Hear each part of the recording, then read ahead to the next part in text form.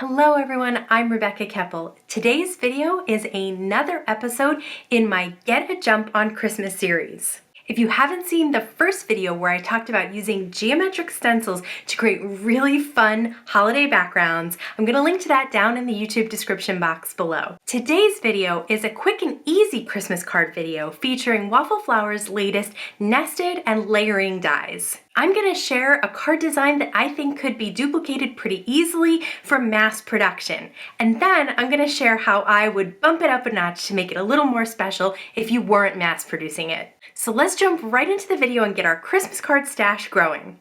So let me quickly share the new Waffle Flower dies that I'll be using today. This is the Nesting Christmas Trees die. Then there's the Nesting Tags die. This is a nice classic tag. You also get the reinforcements in the die set.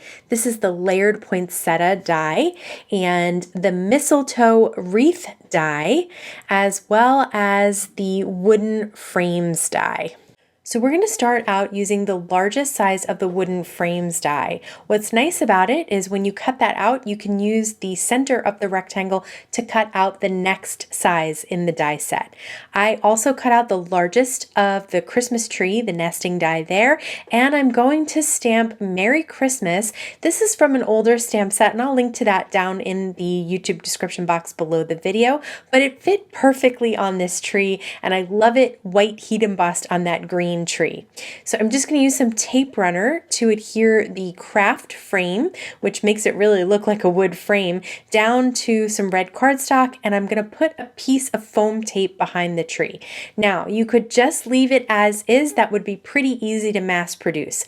I am going to add Christmas bulbs on top using Waffle Flower's Enchanted Enamel Dots. So I started off thinking maybe I'll just add red berries to this tree, but the more I added in different colors, the more I liked it, and it looked like those vintage bulbs in a rainbow of colors on a Christmas tree. So this was actually very easy to do, but I don't know that you'd want to do this in a mass production kind of way where you'd be using, half a pack of enamel dots per card. So for a really special card, adding those Christmas lights is something that is simple yet adds a really nice touch. The other thing that I like to do to die cuts if they look a little bit flat is just add a little bit of ink blending on the edge. So I'm using Distress Oxide in Tea dye just to add a touch of a shadow to the edge of this wood frame. And I love this clean and simple card. For the next size of the wooden frame die, I actually really want that wood grain to stand out. So for this one, I'm using Distress Oxide in Vintage Photo, and look at how the swirls of the wood really stand out there. I'm going to cut all 3 flowers of the Poinsettia die out of red cardstock, and I did cut the center out of yellow. Again, just to add a little bit of dimension and interest, I'm just ink blending the tips of those flowers. It's not really noticeable, but I think it does add to it. I'm going to use the wonderful Christmas stamp set, and I'm stamping Happy Holidays in black on white cardstock. And I'm going to use the coordinating dies with some purple tape held in place to cut them out. I am going to mat a 4 by 5.5 piece of white cardstock on Kraft. If you wanted to do this quickly, you could just use some tape runner to adhere down this frame. I decided I wanted to add lots of dimension. I want this to be clean and simple, but I wanted this frame to kind of pop off the background. I think between the ink blending and the foam squares, it really does. Now I'm going to put one foam square at the bottom of the sentiment that I cut and tape runner at the top. And the reason for that is I want this sentiment to sit on the bottom of the frame. So the frame is popped up with one foam square, so the bottom of the sentiment, which is going to hang off, is also popped up on one foam square, and the top is adhered with the tape runner. For the poinsettia, I am just going to put one tiny little dot, look at how tiny it is, of glue right in the center of that flower and adhere it down right in the center of the frame.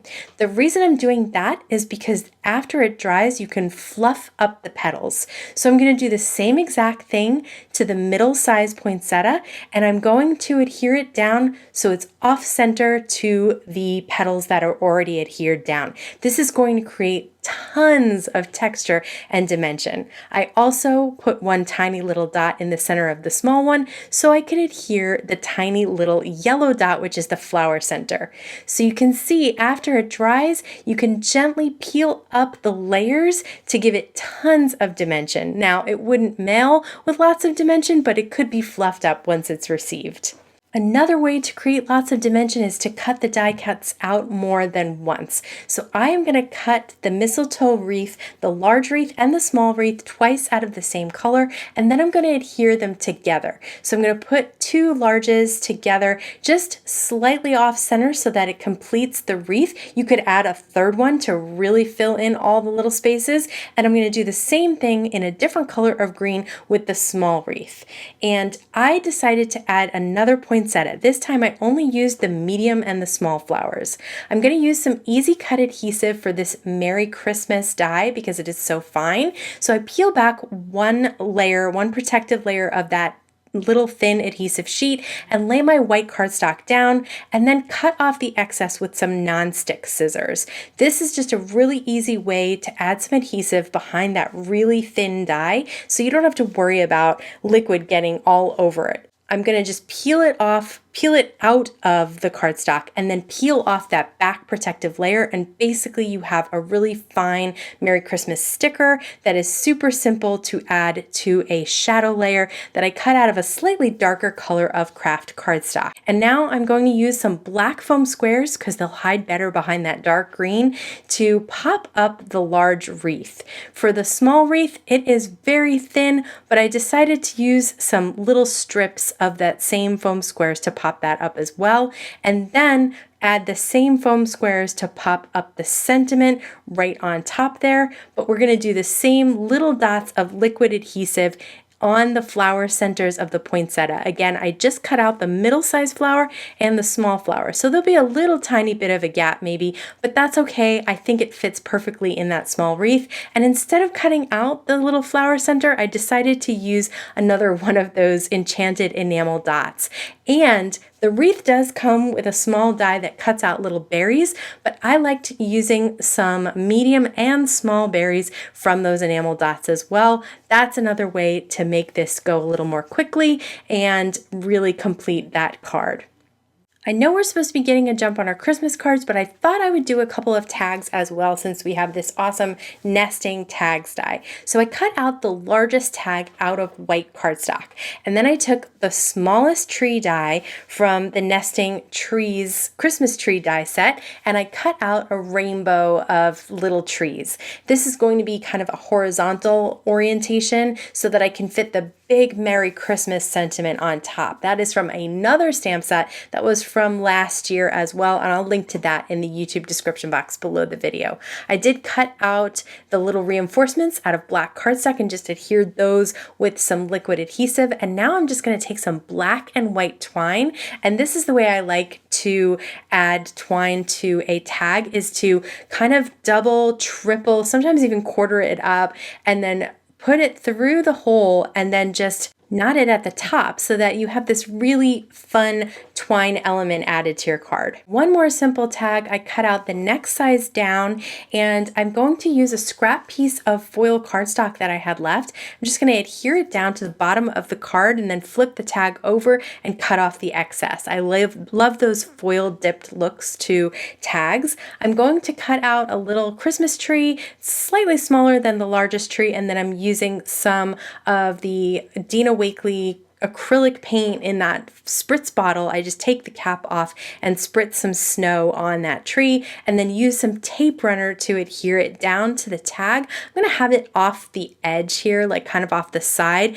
You could just leave it like this if you're just going to put it on a present, or you could flip it over and cut off anything that's hanging off the side there. This is another older Christmas stamp set that's still available. I love using the new stamps and dies with the ones that I already have. It just gives you a little more versatility, a little bit more options. This sentiment that says merry and bright just fit perfectly on a tag. As a matter of fact, all those tiny little sentiments are perfect for tags. There's even some to froms on that stamp set, so I'll be sure to link to that one as well. And I'm going to use some Therm Gina K ribbon. It's a white ribbon with a silver accent running through it, and just tie a little knot at the top there just for an accent, and then I could always string it if I wanted to. I have been having so much fun with this series creating Christmas cards, and I'm so excited to have a stash of them ready to go so that I don't have to stress during the holidays. If you've been following along and creating some Christmas cards with me, let me know in the comments below. I'd love to hear what you've been up to. This was the second video in my Get a Jump on Christmas series. If you want to see the first video, I'm going to link to that over here. As always, I want to thank you so much for spending time with me today. Please stay safe, stay healthy, and I'll see you again soon.